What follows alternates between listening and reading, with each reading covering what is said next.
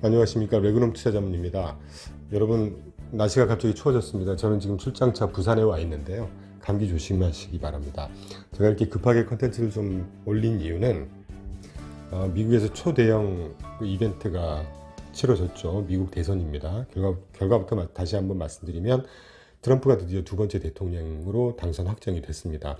당초에 저는 여러 방송이라든가 유튜브를 통해서 트럼프가 당선될 것을 예상을 했었고, 또 그래야 경제적인 측면이라든가 지정학적인 측면에서 훨씬 더 유리한 긍정적인 파급 효과가 있을 것이다라고 예상을 한 바가 있습니다. 트럼프의 당선에 따라서 어떤 투자 전략을 우리가 가져가야 될지에 대한 내용을 아주 짧게 좀 말씀을 드리기로 하죠. 그런데 투자 전략을 말씀드리기 이전에 우리가 트럼프가 당선이 미지수였을 때는 트럼프가 당선되면 관세라든가 이런 그 막대한 재정 적자들 때문에 금리가 급하게 상승을 할 것이고 물가도 또 영향이 있을 수 있지 않겠냐. 그래서 시장에는 좀 부정적이지 않겠냐라는 레토릭들이 남발을 했습니다. 그거 관련해서 지금 보시는 3페이지에 그래프가 두 개인데 왼쪽 그래프를 한번 보시면요. 트럼프를 논하기 이전에, 그러니까 트럼프의 경제, 금융의 그 파급 효과를 논하기 이전에 기존에 우리는 2차 세계대전 이후 자유무역, 시장 경제 시스템의 확장의 시대에 살고 있었습니다. 다시 말하면 글로벌화가 아주 탄력적으로 진행이 됐던 것이죠. 그래프에서 보시는 것처럼 1940년대 2차 세계대전 이후에 2010년도 당시까지 글로벌화가 아주 급진적으로 진행이 됩니다. 잘 아시겠지만 수출 주도형 대한민국 같은 수출 주도형 국가가 상당히 수혜를 받았던 수혜국이었죠. 그런데 2010년 당시부터 트럼프하고 상관없이 이 자국 우선주의라든가 파퓰리즘을 기반으로 한 이런 그 경제 민족주의가 그때부터 서서히 고개를 들기 시작해요. 참고로 FTA 잘 아실 겁니다. 자유무역 협정이죠. 양국 간에 서로 자유무역 하자. 그런데 훨씬 이전 2차 세계대전 아까 언급드렸던 2차 세계대전 이후에 그 가트 체제, 유루과이 라운드를 기반으로 자유무역이 아주 탄력적으로 성장했던 이거와는 아주 정반대되는 움직임인 것이에요. 자유무역 협정 FTA라고 하는 게 이름만 자유무역이지 이런 그 글로벌리 어떤 자유무역이 진행됐던 거하고는 이런 그 기조를 깨트리는 조치 중에 하나입니다. 왜냐하면 서로 다 문호를 개방해서 자유무역 하자는 기조에서 너하고 나하고만 잘하자는 거거든요. 그러니까 오른쪽 그래프에서 보시는 것처럼 2010년도 이후에 글로벌화 지수가 고점이었던 것이 이제 전 세계가 디커플링이 서서히 시작하면서 트럼프가 1기 대통령 당선되면서 2017년 마가를 주장했고 오늘도 계속 당선 수락 연설에서 메이크 아메리카 그레이트 어게인을 부르짖었습니다. 이분이 정말 이기적이고 국제 정세 흐름을 몰라서 이렇게 엉뚱한 주장을 한 것이 아니에요. 제가 방금 소개드렸던 2010년도 당시부터 깨지기 시작했던 균열이 왔던 그 글로벌 자유무역의 어떤 패러다임의 변화를 읽은 겁니다. 그래서 마가를 선제적으로 주장을 했고 리쇼어링을 한꺼번에 또 진행을 했고 그래서 앞으로 트럼프하고 상관없이 저는 이런 흐름이 당분간은 지속될 거라고 보고 있습니다. 우리가 보통 글로벌리즘이냐 내셔널리즘이냐 하는 이런 이즘이 한번 형성이 될 때는 어떤 정치적인 레토릭과는 다르게 상당한 긴 기간을 통해서 쭉 진행이 되는 게 보통이거든요. 그래서 우리나라의 어떤 투자하는 데 있어서는 조금 보수적으로 주의를 하셔야 되지 않을까. 자, 그러면 이제부터는 전 세계 두루 투자에서 또는 수출 주도형 또는 수출 주도 업종 이런 거에 투자보다는 어떤 스페시픽한 어떤 한 나라의 경쟁력이 있는 또는 어떤 테마, 예를 들면 지금 인공지능과 같은 이런 자체적인 테마로 성장 스토리를 형성할 수 있는데 투자를 해야 된다는 생각을 좀 하게 되죠. 이런 말씀을 좀 드리고 싶고 다음 트럼프의 주요 정책 공약을 한번 살펴보겠습니다. 지금 그래프에서 보시는 대로 트럼프의 주요 정책 공약 아젠다 47이라고 합니다. 참고를 하시면 될 것 같고요. 주요 정책 여러 가지 제가 몇 개 써놨는데 주요 키워드를 몇 개 꼽으라고 한다면 보편 관세 부과, 규제 완화,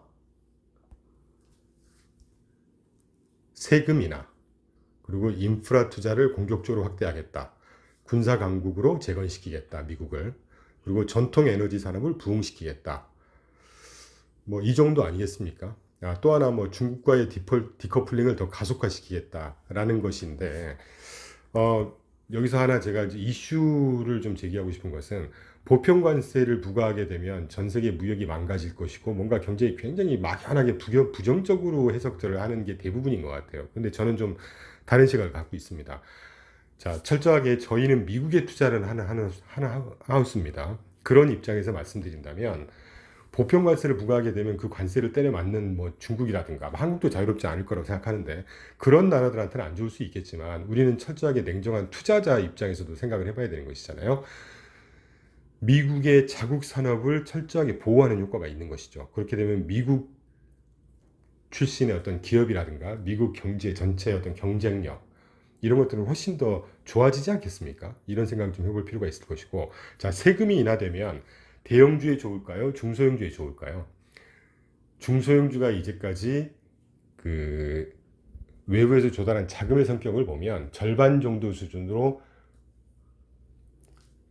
변동금리로 조달을 했습니다. 지금 고금리지 않습니까? 그런데 세금을 인하시켜주면 재무적인 부담, 고금리에 따라서 재무적인 부담을 느꼈던 중소형들이 상대적으로 메리트가 부각이 되겠죠. 이런 해석을 좀 해볼 수 있을 것 같고, 그리고 전통 에너지를 부흥시키겠다. 이렇게 되면 이제 우리가 전통 에너지 부흥한다고 하면 유가에 투자해야 되겠네? 그건 좀 반대 개념인 것 같아요. 트럼프가 대통령 당선이 됐으니까 앞으로 유가는 상당히 더 안정될 겁니다. 적어도 오르진 않는 것이죠.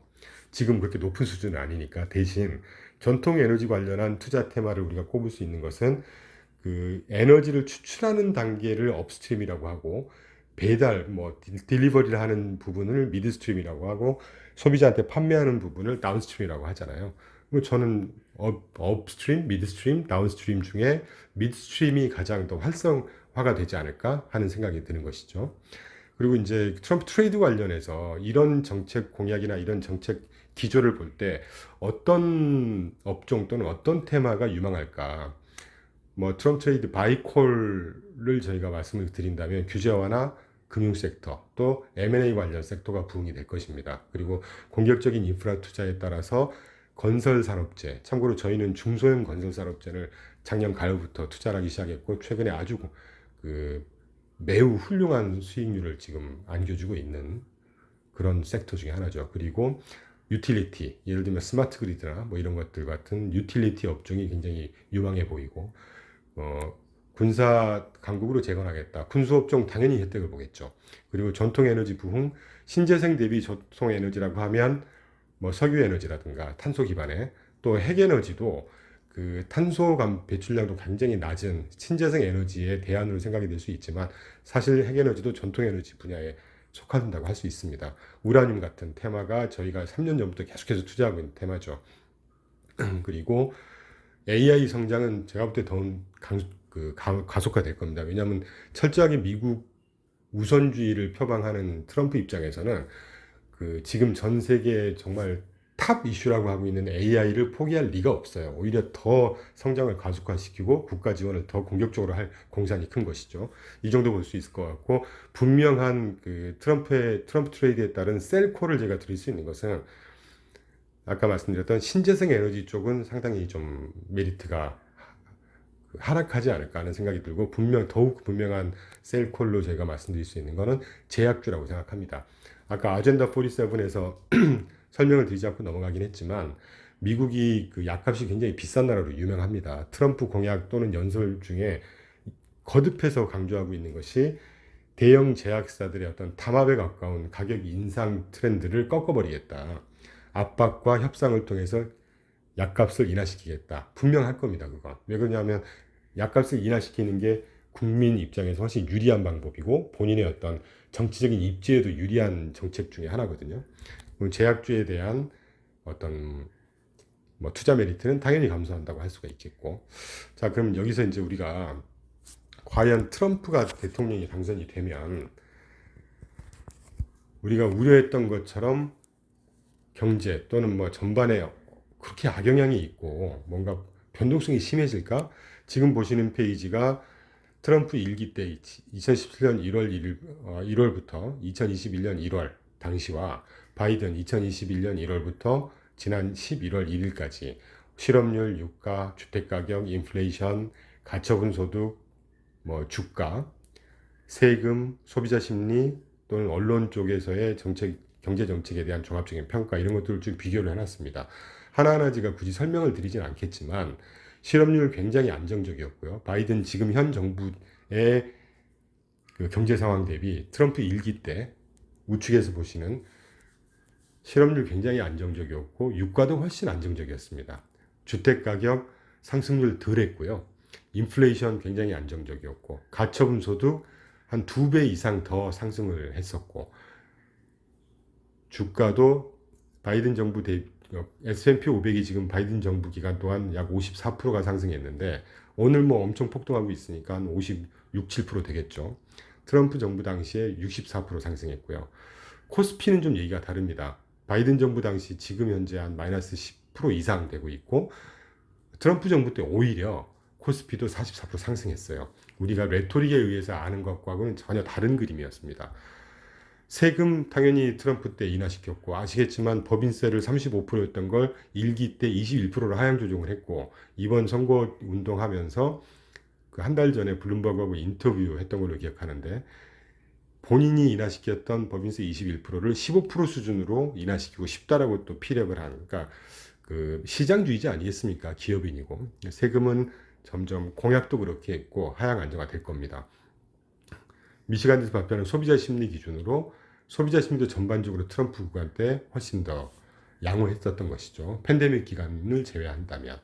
그리고 경제정책 평가 이 부분은 저희가 하드 데이터를 가지고 설명을 드리는 것보다는 언론의 어떤 미디어 평가들을 갖고 좀 종합적으로 써봤습니다. 바이든 정부 때 어떤 경제 정책은 낮은 점수를 받고 있죠, 사실은. 그게 이제 여론인 것 같고요.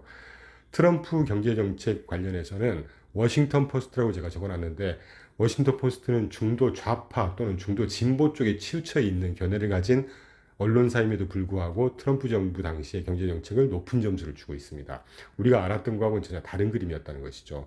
물론 선거 운동 기간 동안 트럼프가 굉장히 그 종잡을 수 없는 레토릭을 뭐 좀 안 좋게 표현하면 남발을 하고 그건 당선이 되기 위한 어떤 여론 형성 차원에서 막 지르는 것이죠. 그럴 수 있죠. 그러나 1기 대통령 재임 기간 동안에 방금 살펴봤던 경제 상황과 그리고 제가 예상하는 이번 두 번째 대통령 당선 재임 기간 동안의 스탠스는 굉장히 다를 겁니다. 왜냐하면 1기 때는 본인도 하다가 어쩌다가 대통령이 돼버린 거예요. 준비가 미흡했었던 것이죠. 그러니까 좌충우돌하던 모습이 있었고 어떤 시행착오를 겪었던 모습이 좀 다분했다면 이번에 저도 미국을 전공했지만 그 아젠다 47 정책 공약이라든가 이런 것들을 쭉 살펴보고 그동안에 트럼프가 했던 인터뷰라든가 펴낸 책을 제가 쭉 읽어보면 굉장히 준비를 철저하게 했던 것 같아요.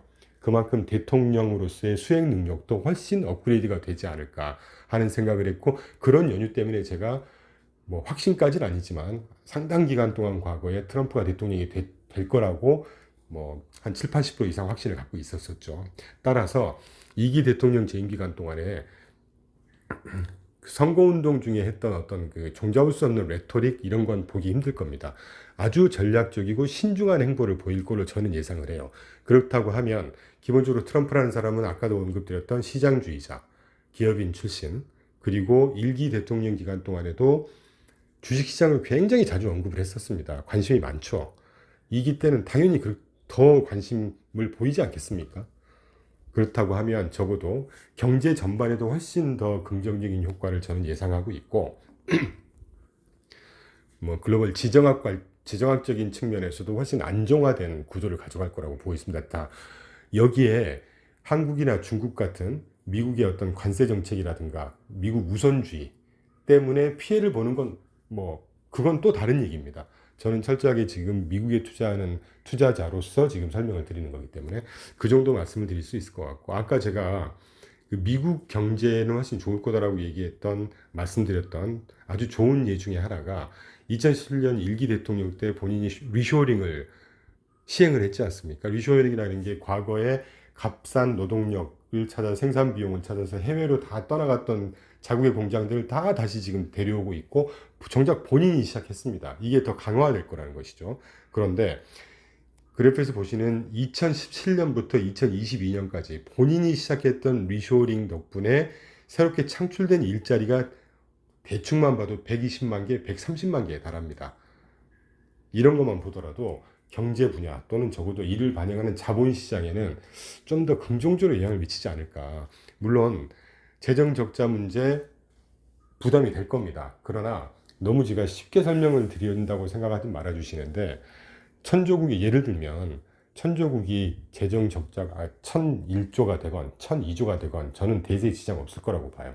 당장 향후 5년에서 10년, 15년 동안은 재정 적자 때문에 나라가 뭐 망한다거나 뭐 금리가 천정부지로 올라서 뭔가 정말 문제가 된 이런 일은 저는 가능성 매우 낮게 보고 있습니다.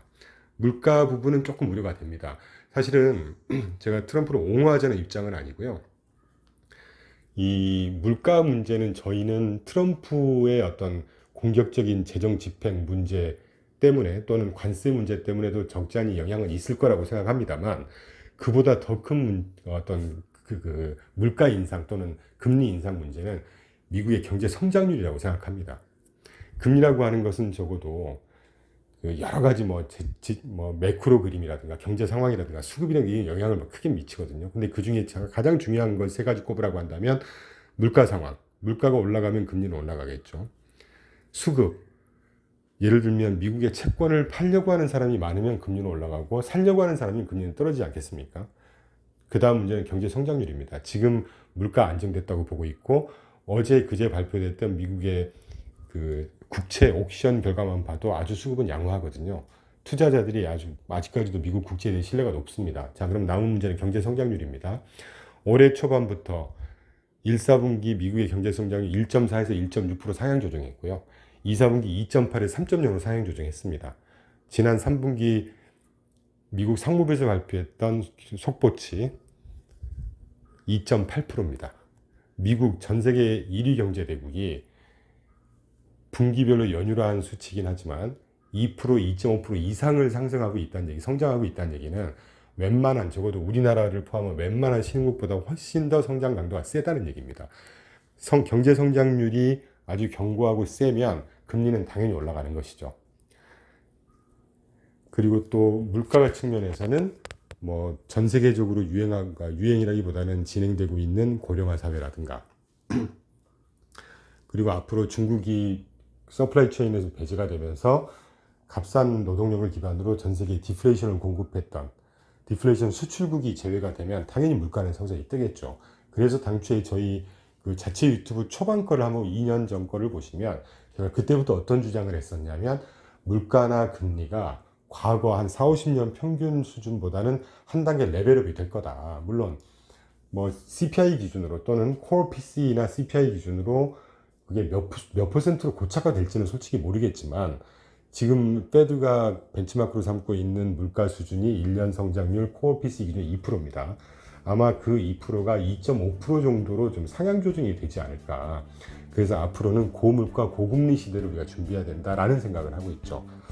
이걸로 뭐 여러 말씀을 의도찮게 좀 드렸는데, 트럼프 당선에 따라서 우려할 문제 또는 우려할 필요가 없는 문제를 간략히 소개를 드렸고, 어떤 업종이나 테마에 메리트가 좀 상승할 건지 또는 우리가 셀을 해야 될 건지에 대한 말씀을 좀 드렸습니다. 오늘 이걸로 마치고요. 또 뭐 근시일 내에 좋은 컨텐츠를 준비해서 찾아뵙기로 하겠습니다. 감사합니다.